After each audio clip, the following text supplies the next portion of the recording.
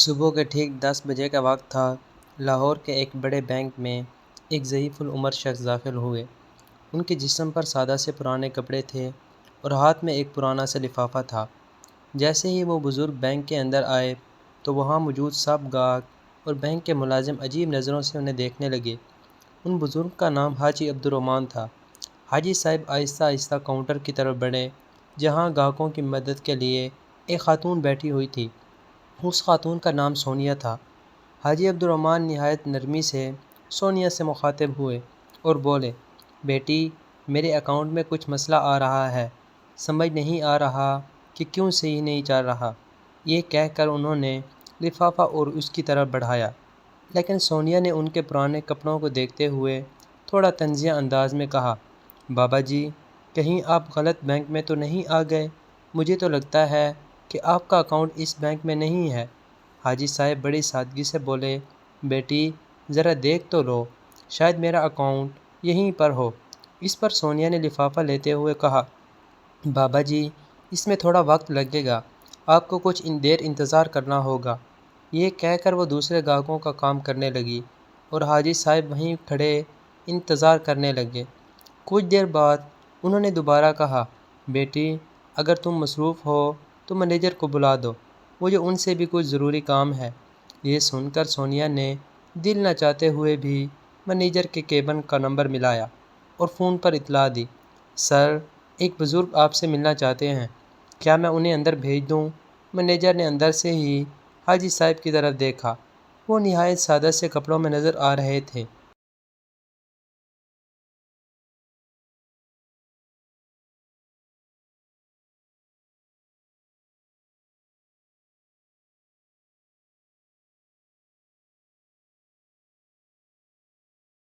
Manager نے فوراً phone پر پوچھا، یہ ہمارے بینک کے کسٹمر ہیں یا یوں ہی چلتے پھرتے آ گئے ہیں؟ سونیا نے جواب دیا، سر یہ بات تو مجھے معلوم نہیں، لیکن یہ آپ سے ملنے کی ضد کر رہے ہیں۔ یہ سن کر مینیجر نے سخت لہجے میں کہا، میرے پاس ایسے لوگوں کے لیے وقت نہیں ہے، تم انہیں بٹھا دو، کچھ دیر بیٹھیں گے اور پھر خود ہی چلے جائیں گے۔ مینیجر کا حکم ملنے کے بعد سونیا نے حاجی عبدالرحمن سے کہا، بابا جی آپ ذرا وہاں ویٹنگ ایریا میں بیٹھ جائیں، تھوڑی دیر میں مینیجر صاحب فارغ ہو جائیں گے تو آپ سے ملاقات کر لیں گے۔ حاجی صاحب خاموشی سے ٹہلتے ہوئے ویٹنگ ایریا کی طرف گئے اور ایک کونے میں رکھی ہوئی کرسی پر جا کر بیٹھ گئے، لیکن وہاں موجود تمام لوگ مسلسل ان کی طرف دیکھ رہے تھے، کیونکہ اس بینک میں آنے والے زیادہ تر گاہک بڑے اچھے سوٹ پہن کر آتے تھے اور وہاں اکاؤنٹ بھی زیادہ تر امیر لوگوں کے تھے۔ ایسے میں حاجی عبدالرحمن کا اکاؤنٹ اس بینک میں ہونا نامناسب کو ناممکن لگ رہا تھا۔ اسی وجہ سے وہ سب کی توجہ کا مرکز بن گئے۔ سب لوگ حاجی عبدالرحمن کو گھور گھور کر دیکھ رہے تھے اور ان کے بارے میں طرح طرح کی باتیں بنا رہے تھے۔ یہ باتیں حاجی صاحب کی کانوں تک بھی پہنچ رہی تھیں، لیکن وہ سب کو نظر انداز کرتے ہوئے اپنے نمبر کے انتظار میں خاموش بیٹھے تھے۔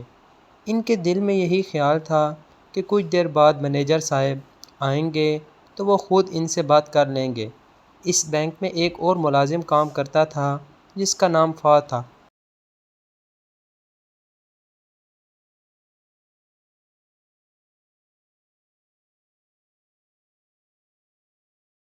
فہد باہر گیا ہوا تھا، لیکن جیسے ہی وہ واپس بینک کے اندر داخل ہوا تو اس نے دیکھا کہ ایک بزرگ ویٹنگ ایریا میں بیٹھے ہیں اور سب لوگ ان کی طرف دیکھ رہے ہیں اور ان کے بارے میں باتیں کر رہے ہیں۔ کوئی کہہ رہا تھا کہ یہ تو بھیک مانگنے والا لگ رہا ہے اور کوئی کہہ رہا تھا کہ اس بینک میں اس کا اکاؤنٹ ہو ہی نہیں سکتا، پتہ نہیں یہ یہاں کیسے آ گیا اور بینک والوں نے ایسے شخص کو کیوں بٹھا رکھا ہے۔ یہ سب باتیں فہد نے بھی سن لیں۔ اسے یہ رویہ بہت برا لگا اور وہ سیدھا حاجی عبدالرحمن کے پاس گیا، بڑے ادب اور احترام کے ساتھ ان سے پوچھا، بابا جی آپ یہاں کیوں آئے ہیں؟ آپ کا کیا کام ہے؟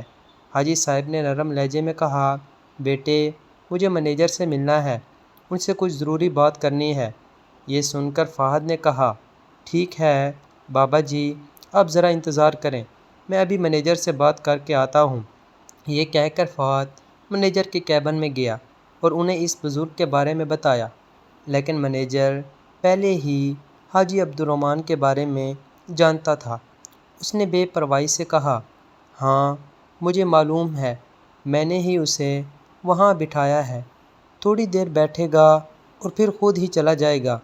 اس کے بعد مینیجر نے فہد کو کوئی اور کام دے دیا۔ مینیجر نے فہد سے کہا، یہ کام تم کرو، تمہیں اس معاملے میں دخل دینے کی ضرورت نہیں ہے۔ یہ کہہ کر وہ دوسرے کاموں میں لگ گیا۔ ادھر حاجی عبدالرحمٰن کو بیٹھے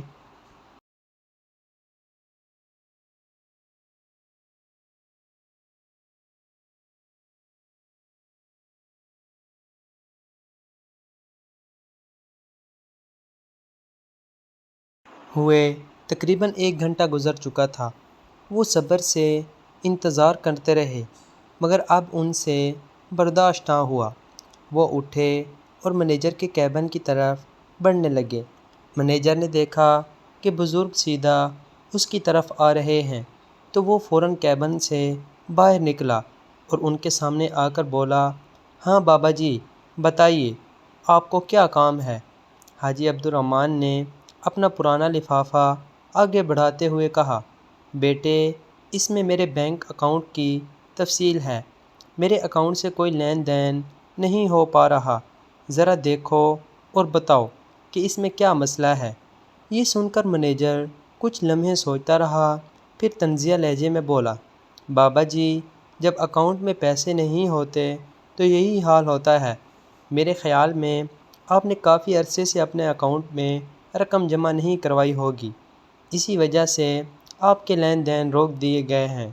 حاجی عبدالرحمٰن نے بڑے سکون سے کہا، بیٹے پہلے ایک بار اکاؤنٹ تو چیک کر لو، پھر مجھے بتانا، یوں بغیر دیکھے کیسے کہہ سکتے ہو؟ یہ سن کر مینیجر ہنسنے لگا اور بولا، بابا جی یہ میرا سالوں کا تجربہ ہے، میں نے یہی کام کیا ہے اور آپ جیسے لوگوں کی شکل دیکھ کر ہی بتا سکتا ہوں کہ ان کے اکاؤنٹ میں کتنا پیسہ ہو سکتا ہے۔ آپ کے اکاؤنٹ میں تو مجھے کچھ بھی دکھائی نہیں دیتا۔ بہتر یہ ہے کہ آپ یہاں سے چلے جائیں۔ دیکھ رہے ہیں نا سارے کسٹمر آپ کو گھور رہے ہیں۔ آپ کی وجہ سے بینک کے اندر ایک عجیب سا ماحول بن گیا ہے۔ یہ سن کر حاجی عبدالرحمٰن نے لفافہ اس کی میز پر رکھ دیا اور کہا، ٹھیک ہے بیٹے میں تو جا رہا ہوں، لیکن اس لفافے میں جو تفصیل لکھی ہے اسے ایک بار ضرور دیکھ لینا۔ یہ کہہ کر وہ وہاں سے نکلنے لگے۔ حاجی عبدالرحمٰن جیسے ہی بینک کے گیٹ پر پہنچے تو پلٹ کر کہنے لگے، بیٹے تمہیں اس سب کا بہت برا انجام بھگتنا پڑے گا۔ یہ کہہ کر وہ بینک سے باہر نکل گئے۔ مینیجر نے یہ الفاظ سنے تو ایک لمحے کے لیے خوف تو آیا، لیکن پھر خود کو سمجھایا کہ بڑھاپے میں اکثر بزرگ ایسی ہی باتیں کر جاتے ہیں۔ وہ دوبارہ اپنے کام میں مصروف ہو گیا۔ میز پر وہ لفافہ رکھا ہوا تھا جس میں حاجی صاحب کے بینک اکاؤنٹ کی تمام تفصیل درج تھی۔ اسی دوران فہد وہاں سے گزرا اور اس نے لفافہ اٹھایا۔ اس نے فوراً کمپیوٹر میں لاگ ان کیا اور اس میں لکھی معلومات کے مطابق ریکارڈ تلاش کرنے لگا۔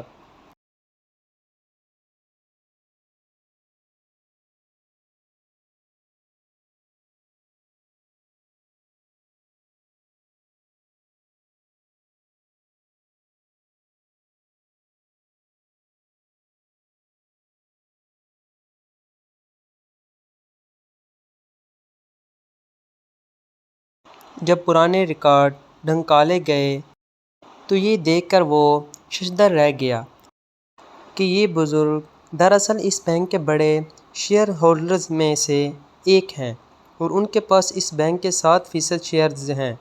یہ حقیقت دیکھ کر فہد کے ہوش اڑ گئے۔ اس نے مزید باریکی سے تفصیل پڑھی تو مکمل یقین ہو گیا کہ حاجی عبدالرحمٰن واقعی اس بینک کے مالکوں میں شامل ہیں۔ فہد نے رپورٹ کی ایک کاپی نکالی اور مینیجر کے کیبن کی طرف بڑھ گیا۔ اس وقت مینیجر اپنے کیبن میں ایک امیر گاہک کو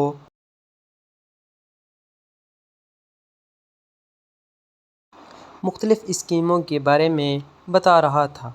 فہد نے دروازے پر دستک دی اور اندر داخل ہوا۔ مینیجر نے اشارے سے پوچھا کہ کیوں آیا ہے؟ فہد نے بھی اشارے سے بتایا کہ یہ رپورٹ اسی بزرگ کی ہے جنہیں آپ نے ابھی ابھی یہاں سے نکال دیا تھا۔ بہتر ہوگا آپ ایک نظر اس پر ڈال لیں۔ یہ کہہ کر فہد نے رپورٹ منیجر کی میز پر رکھ دی۔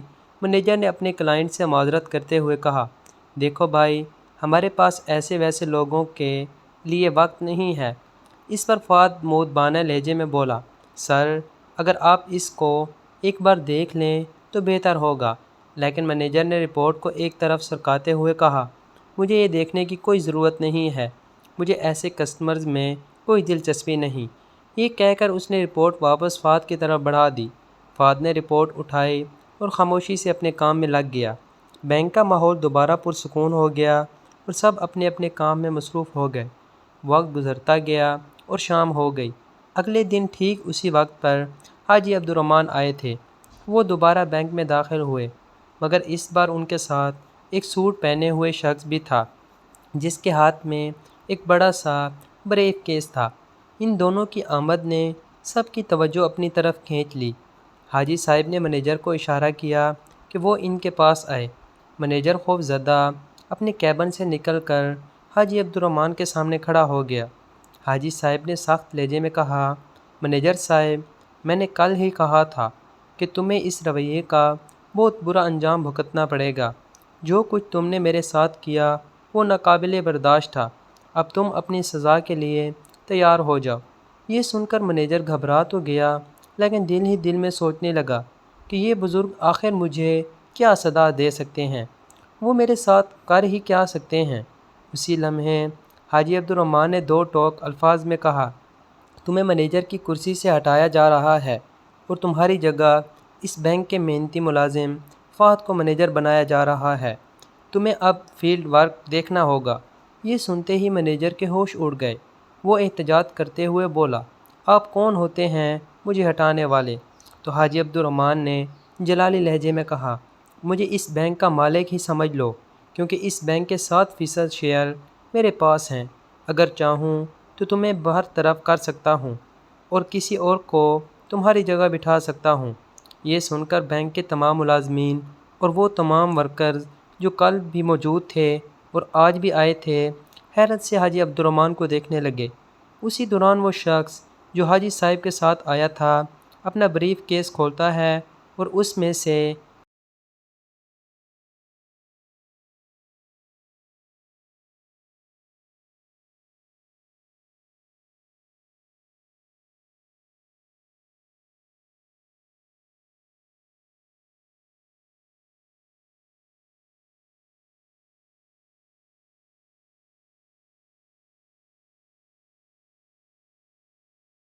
ایک ڈاکومنٹ نکالتا ہے جو فہد کا پروموشن لیٹر تھا۔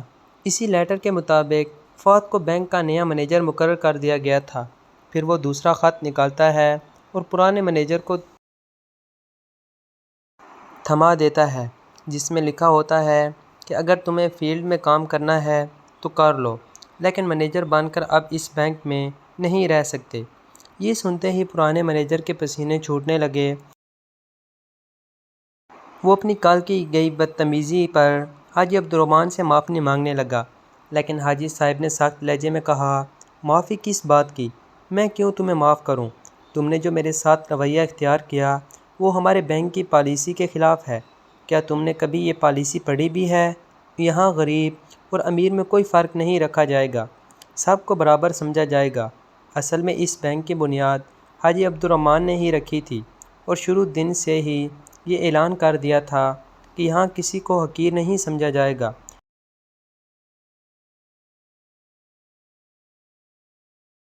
اور نہ ہی کسی کو ضرورت سے زیادہ فوقیت دی جائے گی۔ ہر کسٹمر کے ساتھ برابر کا سلوک کیا جائے گا۔ اگر کوئی ملازم اس اصول کی خلاف ورزی کرے گا تو اس کے خلاف سخت کارروائی ہوگی۔ حاجی صاحب نے مزید کہا، یہ تو میرا رحم ہے کہ تمہیں نوکری سے فارغ نہیں کر رہا، ورنہ میں چاہتا تو ابھی کہ ابھی تمہیں برطرف کر دیتا۔ فہد وہ شخص ہے جس کے پاس کل کچھ نہیں تھا، لیکن اس نے میرا احترام کیا، میرا دکھ سمجھا اور مدد کرنے کی کوشش کی۔ یہی وجہ ہے کہ وہ اس کرسی کا اصل حقدار ہے۔ وہ ہر کسٹمر کو عزت دے گا اور ان کے کپڑوں یا حالت کو دیکھ کر فیصلہ نہیں کرے گا۔ یہ کہہ کر حاجی عبدالرحمن نے کلرک سونیا کو بھی اپنے پاس بلایا اور سخت لہجے میں اسے ڈانٹتے ہوئے کہا، میں تمہیں تمہاری یہ پہلی غلطی سمجھ کر معاف کر رہا ہوں، لیکن بینک کے اندر آنے والے کسی بھی شخص کو اس کے لباس سے نہیں پرکھنا چاہیے، بلکہ تسلی سے اس کی بات سننی چاہیے۔ اگر تم مجھے پہلے ہی ہینڈل کر لیتی تو مجھے اس مینیجر کے پاس جانا ہی نہ پڑتا اور اتنی بے عزتی برداشت نہ کرنی پڑتی۔ یہ سن کر سونیا ہاتھ جوڑ کر معافی مانگنے لگی اور کہنے لگی، بابو جی مجھے معاف کر دیں، مجھ سے بہت بڑی غلطی ہو گئی، آئندہ آپ کو ایسا کبھی نہیں دیکھنا پڑے گا۔ اس کے بعد حاجی عبدالرحمن اس افسر کے ساتھ واپس جانے لگے اور جاتے جاتے سب سے کہہ کہ تم سب کو فہد سے بہت کچھ سیکھنے کی ضرورت ہے، جتنا زیادہ سیکھ سکو یہ تمہارے لیے بہتر ہوگا۔ اب میں وقتاً فوقتاً یہاں اپنے آدمی بھیجتا رہوں گا جو تمہاری حرکتوں کی رپورٹ مجھے دیا کریں گے۔ یہ کہہ کر وہ وہاں سے رخصت ہو گئے۔ پورے بینک کا اسٹاف یہ سوچنے لگا کہ اب ہمیں دل لگا کر اور صحیح طریقے سے کام کرنا ہوگا، کہیں اگلی بار ہمارا نمبر نہ آ جائے۔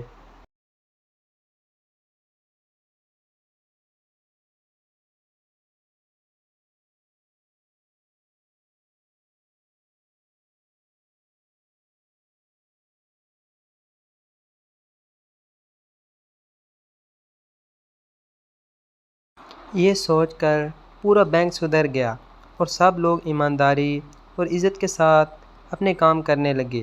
حاجی عبدالرحمن کا یہ واقعہ چاروں طرف پھیل گیا اور سب لوگ اس بینک کی تعریف کرنے لگے۔ لوگ کہتے تھے کہ مالک ہو تو ایسا جو خود آ کر دیکھے کہ ادارے میں کیا ہو رہا ہے، کیونکہ اکثر مالکان اپنے بینک یا کاروبار کھول کر چلے جاتے ہیں اور پھر اس بات کی پرواہ نہیں کرتے کہ مینیجر یا اسٹاف کس طرح کام کر رہا ہے۔ لیکن حاجی عبدالرحمن نے بطور مالک اپنا فرض پورا نبھایا اور بینک کے ملازمین کو ایک بہترین سبق سکھایا۔ آپ کا کیا کہنا ہے حاجی عبدالرحمن کے بارے میں؟